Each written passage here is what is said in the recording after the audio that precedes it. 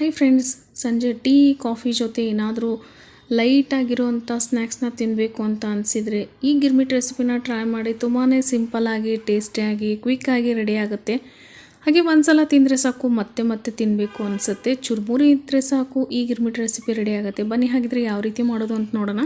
ಗಿರ್ಮಿಟ್ ಮಾಡೋಕ್ಕೆ ಇಲ್ಲಿ ಮೊದಲಿಗೆ ಒಂದು ಗೊಜ್ಜನ್ನ ರೆಡಿ ಮಾಡ್ಕೊಳ್ಬೇಕಾಗುತ್ತೆ. ಕಡಾಯಿನಲ್ಲಿ ಇಲ್ಲಿ ನಾನು ಒಂದು 7ರಿಂದ 8 ಟೇಬಲ್ ಸ್ಪೂನ್ ಆಗುವಷ್ಟು ಎಣ್ಣೆ ಹಾಕಿದ್ದೀನಿ. ಎಣ್ಣೆ ಕಾದ್ಮೇಲೆ ಒಂದು 1/4 ಟೀ ಸ್ಪೂನ್ ಆಗುವಷ್ಟು ಸಾಸಿವೆನ ಹಾಕ್ಕೊಂಡಿದ್ದೀನಿ. ಸಾಸಿವೆ ಚಟ್ಪಟ ಆದಮೇಲೆ ಒಂದು 1/4 ಟೀ ಸ್ಪೂನ್ ಆಗುವಷ್ಟು ಜೀರಿಗೆ ಹಾಕಿದ್ದೀನಿ.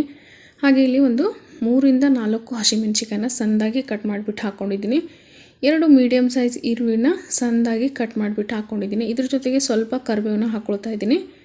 ಕರಿಬೇವು ಹಾಕ್ಕೊಳ್ಳಿ ಇದ್ದರೆ, ಯಾಕಂದರೆ ಫ್ಲೇವರು ಚೆನ್ನಾಗಿರುತ್ತೆ. ಸೊ ಇವಾಗ ಈರುಳ್ಳಿನ ಫ್ರೈ ಮಾಡ್ಕೊಳ್ತಾ ಇದ್ದೀನಿ.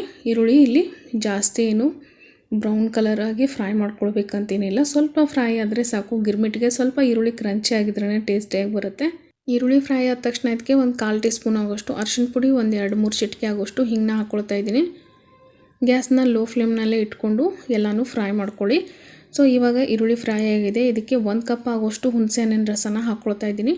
ನಾನಿಲ್ಲಿ ಒಂದು ಸಣ್ಣ ಲಿಂಬೆಹಣ್ಣಿನ ಗಾತ್ರದಷ್ಟು ಹುಣಸೆಹಣ್ಣನ್ನು ನೀರಿನಲ್ಲಿ ನೆನೆ ಇಟ್ಕೊಂಡಿದ್ದೆ. ಪೂರ್ತಿಯಾಗಿ ಹುಣಸೆಹಣ್ಣು ನೆನೆದ ಮೇಲೆ ಫಿಲ್ಟರ್ ಮಾಡಿಬಿಟ್ಟು ರಸನ ತೊಗೊಳ್ಬೇಕಾಗತ್ತೆ. ಸೊ ಇವಾಗ ಇದಕ್ಕೆ ಒಂದು 2 ಟೇಬಲ್ ಸ್ಪೂನ್ ಆಗೋಷ್ಟು ಬೆಲ್ಲ ಹಾಕ್ಕೊಳ್ತಾ ಇದ್ದೀನಿ. ರುಚಿಗೆ ತಕ್ಕಷ್ಟು ಉಪ್ಪು ಹಾಕ್ಕೊಳ್ತಾ ಇದ್ದೀನಿ. ಇವಾಗ ಇದನ್ನು ಒಂದು ಸಲ ಮಿಕ್ಸ್ ಮಾಡಿಬಿಟ್ಟು ಉಪ್ಪು ಕರೆಕ್ಟಾಗಿದೆಯಲ್ಲ ಅಂಥೇಳಿ ಚೆಕ್ ಮಾಡ್ಕೊಳ್ಳಿ. ನಾವಿಲ್ಲಿ ಎಕ್ಸ್ಟ್ರಾ ನೀರೇನು ಹಾಕಿರೋದಿಲ್ಲ, ಜಸ್ಟ್ ಹುಣಸೆಹಣ್ಣಿನ ನೀರೇನಿರುತ್ತಲ್ವ ಅದನ್ನಷ್ಟೇ ಹಾಕಿರೋದು. ಇದು ಕುದಿ ಬಂದಮೇಲೆ ಗ್ಯಾಸ್ನ ಲೋ ಫ್ಲೇಮ್ನಲ್ಲಿ ಇಟ್ಬಿಟ್ಟು ಇದನ್ನು ಒಂದು 10ರಿಂದ 15 ನಿಮಿಷ ಕುದಿಸ್ಕೊಳ್ಬೇಕಾಗತ್ತೆ. ಇದು ಗಟ್ಟಿ ಗೊಜ್ಜು ರೀತಿ ರೆಡಿ ಆಗುತ್ತೆ. ನೋಡ್ತಾ ಇರ್ಬೋದು, ಮೊದಲಿಗೆ ಎಲ್ಲನೂ ನೀರು ರೀತಿ ಇತ್ತು. ಸೊ ಇವಾಗ ಇದು ಗಟ್ಟಿಯಾಗಿ ಗೊಜ್ಜು ರೀತಿ ರೆಡಿಯಾಗಿದೆ. ಸೊ ಇವಾಗ ಇದು ರೆಡಿಯಾಗಿದೆ. ಇದನ್ನು ಗ್ಯಾಸ್ ಫ್ಲೇಮ್ನ ಆಫ್ ಮಾಡ್ಕೊಳ್ತಾ ಇದ್ದೀನಿ. ಈ ಗೊಜ್ಜು ತಣ್ಣಗಾಗಬೇಕು ಪೂರ್ತಿ, ಅಲ್ಲಿವರೆಗೂ ಇದನ್ನು ಹಾಗೇ ಬಿಡಬೇಕಾಗತ್ತೆ.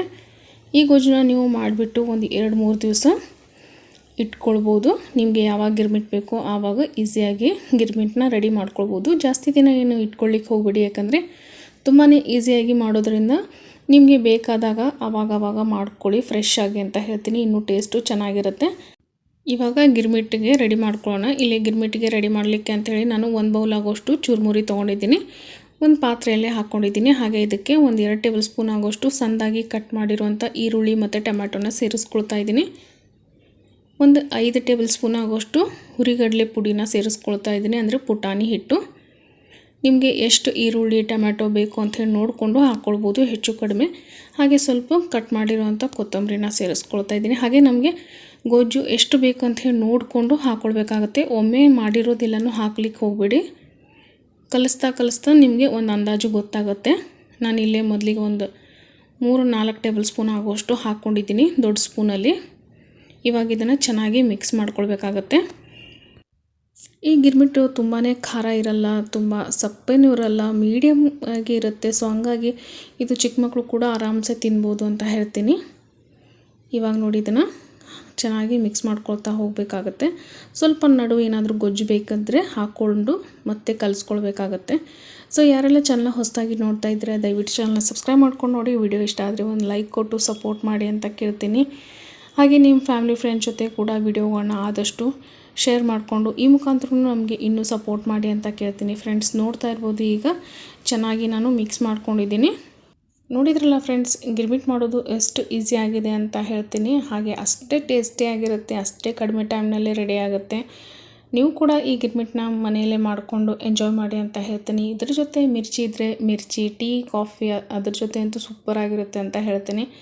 ನಿಮಗೂ ಕೂಡ ಈ ವಿಡಿಯೋ ಇಷ್ಟ ಆಗಿದೆ ಅಂತ ತಿಳ್ಕೊತೀನಿ. ವಿಡಿಯೋ ಇಷ್ಟ ಆಗಿದ್ರೆ ಒಂದು ಲೈಕ್ ಕೊಡಿ, ಹಾಗೆ ಸಪೋರ್ಟ್ ಮಾಡಿ. ಮತ್ತೆ ಸಿಗ್ತೀನಿ ನೆಕ್ಸ್ಟ್ ವಿಡಿಯೋನಲ್ಲಿ. ಅಲ್ಲಿವರೆಗೆ thank you so much for watching.